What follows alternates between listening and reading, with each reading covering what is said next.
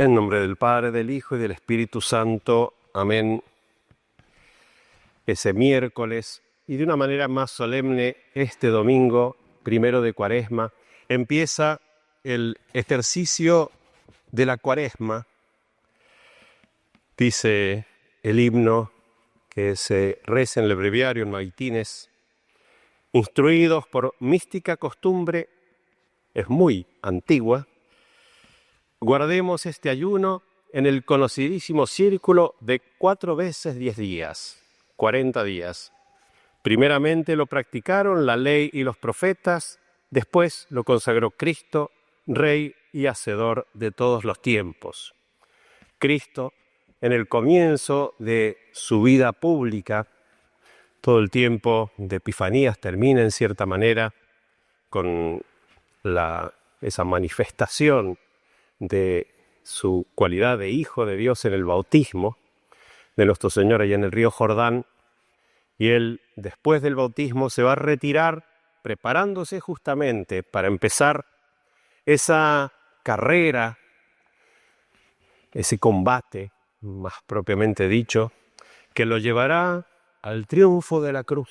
Es ese triunfo que a los ojos de los hombres parece derrota, y se prepara durante 40 días, un número especial, 4 veces 10, dice que lo practicaron la ley y los profetas. Ya también lo veremos en el monte Tabor, en la transfiguración con Moisés y Elías. Moisés es la ley, es a quien fue dada la ley en el monte Sinaí. Elías es el profeta por excelencia. Y Moisés estuvo también en espera de la ley 40 días allí en el monte Tabor, sin comer ni beber, como sostenido por la gloria de Dios. Y Elías también, con el alimento de un pan, que es imagen de la Eucaristía, caminó 40 días hasta el monte Horeb allí para también entrar en presencia de Dios. Es el ejercicio al cual nos llaman, el combate al cual nos llaman, de esta Cuaresma, para llegar a Semana Santa, acompañar a nuestro Señor en el triunfo de la cruz y entrar así en su gloria. Combate con adversario, lo vemos hoy a nuestro Señor allí en el desierto, donde se le acerca el demonio. Combate cuerpo a cuerpo, frente a frente. Y es lo que quiero señalar, porque uno habla del triunfo de la cruz, cuando nuestro Señor en cierta manera lo pierde todo en la cruz. Sin embargo, ella es ahí donde gana realmente.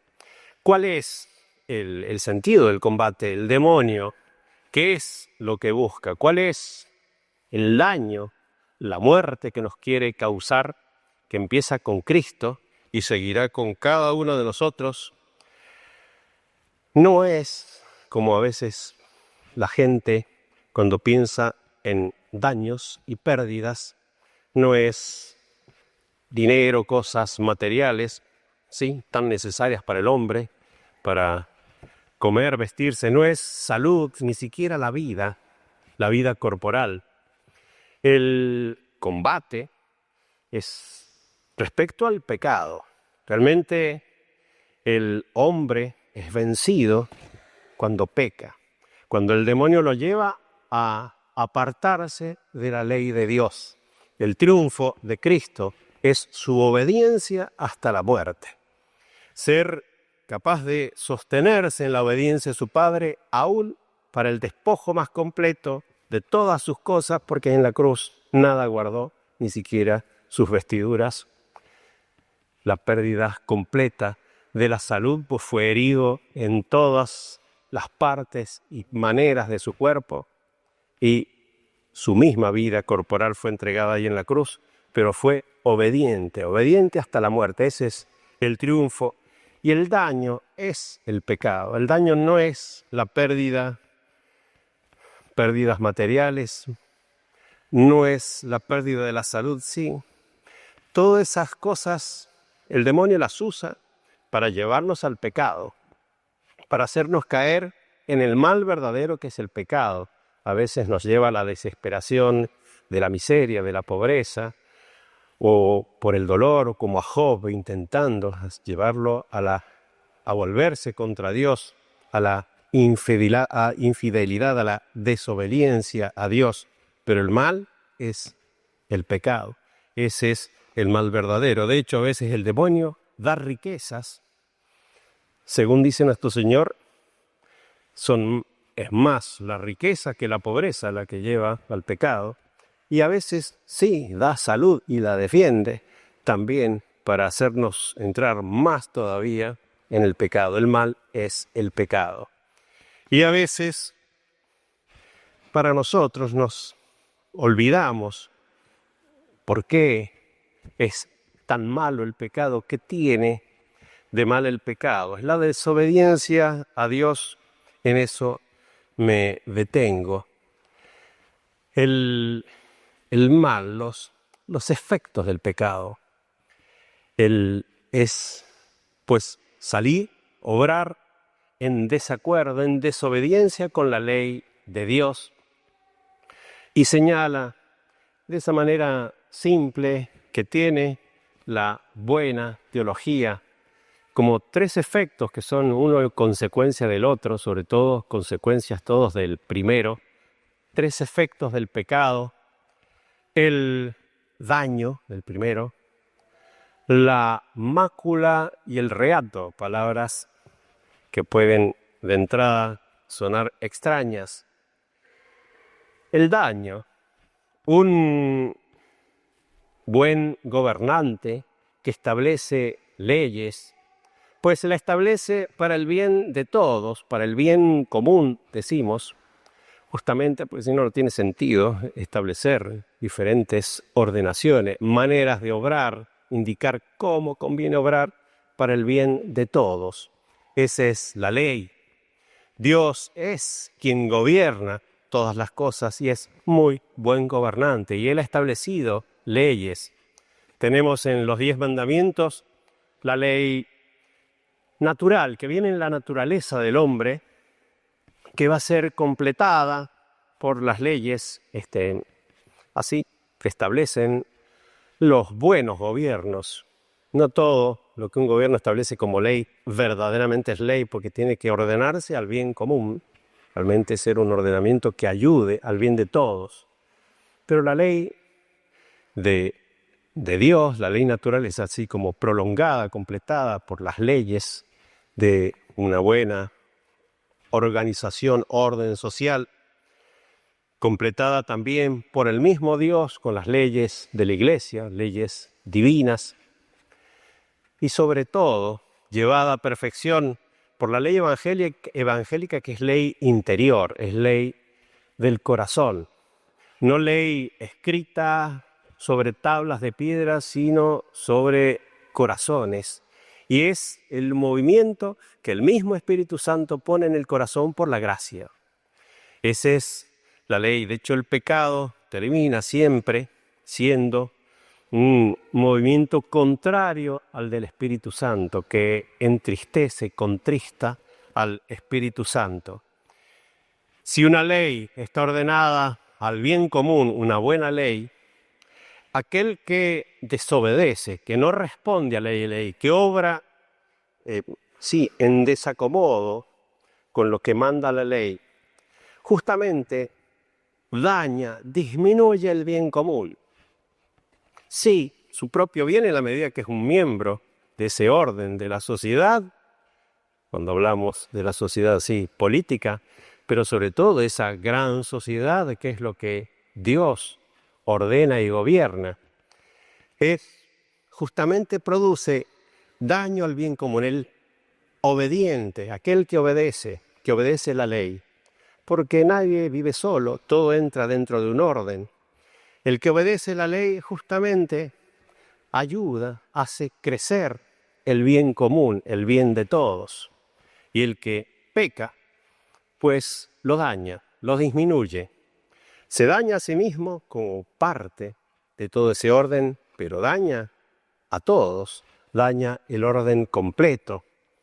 El soldado que debe hacer guardia para avisar y retener, si es necesario, al enemigo, y huye y hace deserción de su posición, de su lugar, pues no solo es su cobardía personal, es el daño a todo el ejército, el que produce daño de muchas maneras, daño porque deja que aparezca el enemigo de improviso, sin ser avisado, sin poder estar preparados los demás, daño porque deja el mal ejemplo. Es difícil para un soldado sostenerse frente a un enemigo que aparece de improviso, dar la voz de alerta cuando lo más seguro es que le cueste la vida, pero el soldado debe dar la vida por la victoria, por el bien no solo del ejército, sino de aquello que el ejército defiende.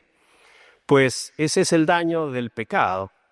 Siempre hay daño, porque notamos más cuando son cosas así de orden público, pero Dios todo lo tiene en su orden, y el pecado de aquel que peca a ocultas no estará oculto del vecino, pero no está oculto de Dios, no está oculto de los ángeles, no está oculto de los demonios, y las consecuencias de lo que le hace no van a dejar de repercutir, de dañar a los demás inmediatamente o el día siempre pronto, el día de mañana, también a sus parientes, a sus vecinos.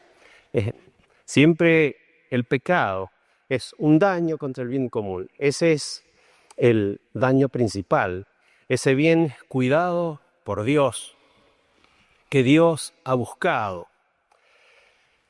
La consecuencia inmediata del daño que trae siempre el pecado, y daño común, daño público, es la mácula, la mancha. Ser inmaculado es ser sin mancha.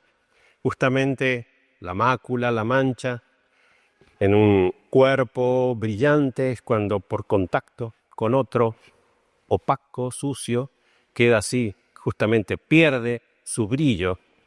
El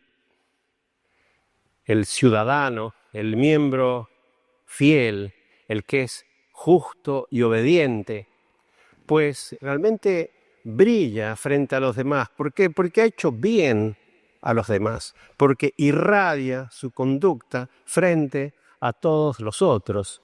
Es el vecino ejemplar, el ciudadano. Hay que en una nación tendría que reconocer los que han sido ejemplares, los héroes de la patria, pero hay muchos héroes más desconocidos y más pequeños, pero sin embargo que tienen también su brillo.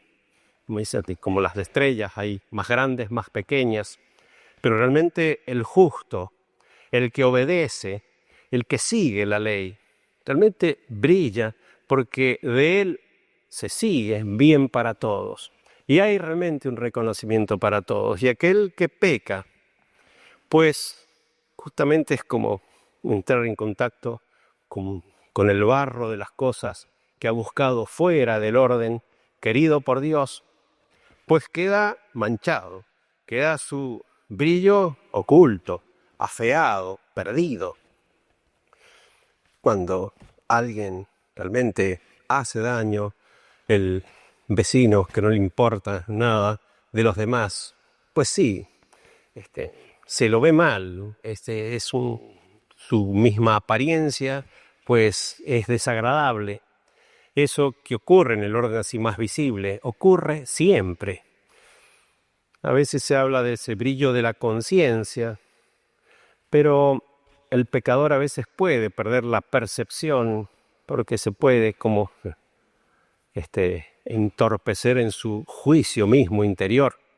Aquel que es delicado de conciencia ante una falta, pues también él sufre esa oscuridad interior que realmente inmediatamente como consecuencia del pecado está, pero aunque no se dé cuenta de su misma sombra, de su mancha, de su fealdad, en el orden de Dios, a los ojos de los ángeles, de los santos, de Dios y de los demonios también, que son la parte justamente ya irremediablemente oscura de la creación, pues está ese desorden y esa mancha, la mancha del pecado y el reato de pena, ser reo de pena, merecer pena, castigo, que hoy es tan desconocida esta como doctrina por doctrina que se aplica en el orden político, en el orden social, en la educación de los niños, y sobre todo por Dios, porque es justo, porque su orden es justo. El que gobierna debe cuidar el bien común, ha dictado leyes, pues aquel que daña el bien común al no obedecer la ley, y debe el buen gobierno, el buen orden, justamente reaccionar contra ese daño para repararlo, para tratar de disminuirlo lo más posible, para tratar de evitarlo completamente. Y para eso es la pena. El soldado que por temor del enemigo ha desertado y ha dejado, digamos, que mueran tantos. Normalmente en la ley marcial es el fusilamiento inmediato. ¿Por qué? Porque no supo enfrentar la muerte. Bueno, la va a tener que enfrentar igual. ¿Por qué? Porque no solamente está el daño personal, sino el daño a los demás. El próximo soldado, ante la misma situación, viendo que el otro se fue, también se va a ir. Disminuye el mal ejemplo, disminuye la buena voluntad de los demás. Y esa pena debe como compensar ante el peligro. El otro pues abandonó su lugar. No, realmente debe castigarse para que repare de alguna manera. Por supuesto que en esos casos, humanamente, el daño que se causa nunca se repara del todo, pero al menos el daño del mal ejemplo, de la mala influencia sobre los demás. El próximo soldado que deberá encontrarse en esa situación dirá, bueno, o muero a mano del enemigo o muero a mano de los amigos. Más vale con honra frente al enemigo que no tener que ser fusilado por los propios amigos con el daño producido. Esa necesidad de la pena que tiene siempre un sentido vindicativo, vengativo. La palabra vengativo suena peor, pero de compensación por el daño que se ha hecho. El que robó debe reparar, debe pagar, y no solamente devolver lo robado, debe también de alguna manera hacer algo, no solo que compense el dinero quitado, sino el mal ejemplo, porque si se puede robar, si es fácil robar, si no tiene consecuencias robar, como tanto pasa hoy, pues todos ante la primera necesidad van a salir a robar. La pena con esa función vindicativa de reparación del daño y también, si es posible, medicinal en aquel que peca o en los otros que pueden ser como escandalizados, o sea, influidos mal, indispuestos en su voluntad frente a esa situación, llevados también a que no obedezcan, de manera que sus voluntades se ordenen al bien. Es como un hierro que ha sido flexionado hacia digamos, doblado para volverlo a la rectitud. Va a haber que doblarlo para el otro lado, llevarlo como a su extremo opuesto. Una mala voluntad que cayó, perdió, deja el bien común, la obediencia a Dios por sus intereses personales, pues deberá ser, sí, como dañado, castigado en sus intereses personales para repararse, para volver a la rectitud, para quitar el mal ejemplo a los demás, para dar la lección a los demás.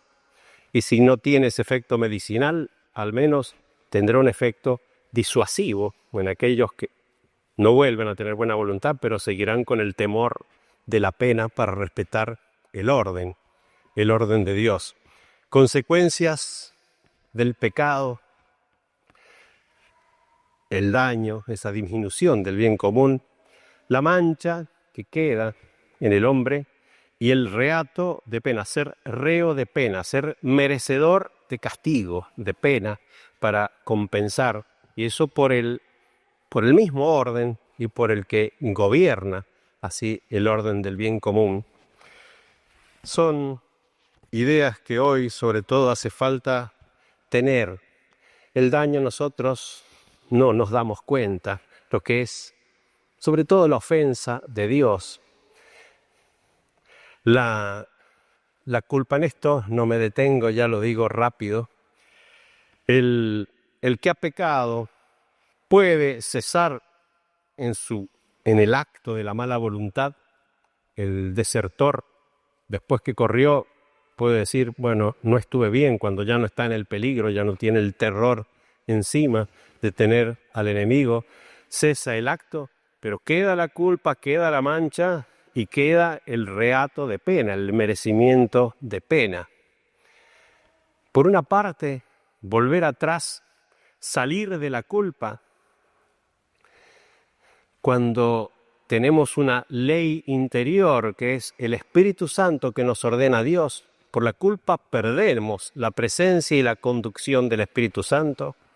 Y salir de la culpa, recuperar el orden debido a Dios, es volver a recuperar la gracia de Dios y no la merecemos.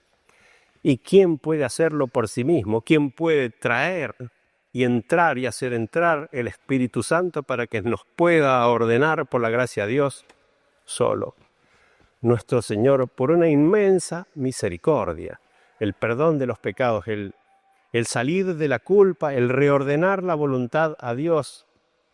El soldado desertor no puede volver al orden por sí solo. No puede decir, bueno, me huí frente al enemigo, salí del puesto que me había sido asignado, ahora voy a empezar a combatir. Porque él tiene que entrar dentro de la estrategia del general, porque combatir por combatir puede terminar pues haciendo más daño todavía respecto a la victoria, porque tiene que entrar dentro de las órdenes, volver a recibir órdenes, volver a tener un puesto y una misión. Tiene que ser recibido por el general, por el superior. Y eso es lo que pasa en el orden interior. Debemos ser nuevamente recibidos por el Espíritu Santo para volver a ser ordenados a Dios, conducidos, para que entre a regir en nosotros la ley interior evangélica de la gracia y la pena. Quien podrá reparar los daños que ha hecho el pecado, eso solo nuestro Señor, en su combate en la cruz. De la cruz, Él es allí pidiendo perdón por aquellos que no saben lo que hacen, pues es capaz de volver a infundir la gracia en nuestros corazones, y en la cruz, haciendo ese acto realmente heroicísimo de obediencia hasta la muerte, Él reparó por todos nosotros. El volver del pecado al orden de Dios, salir de la culpa y pagar la pena, eso lo hizo nuestro Señor en la cruz. El pecado, el combate es el pecado. Tendríamos que crecer en el odio al pecado y sobre todo en el ejercicio de estos días. Sí, es bueno rezar más, es bueno hacer penitencia y es bueno hacer limosna, pero primero de todo, en este ejercicio de la Cuaresma, tratemos de ser más puros, de no pecar, de no caer en pecado. Ahí está el combate principal. A eso el demonio nos va a buscar, para eso nos quiere sostener o traer nuestro Señor, y tener siempre la cruz como el remedio. Es el que, realmente ese acto de amor de nuestro Señor, el que puede mover nuestro corazón al amor de Dios, y es el único que va a poder reparar las consecuencias de todos nuestros pecados. En nombre del Padre, del Hijo y del Espíritu Santo. Amén.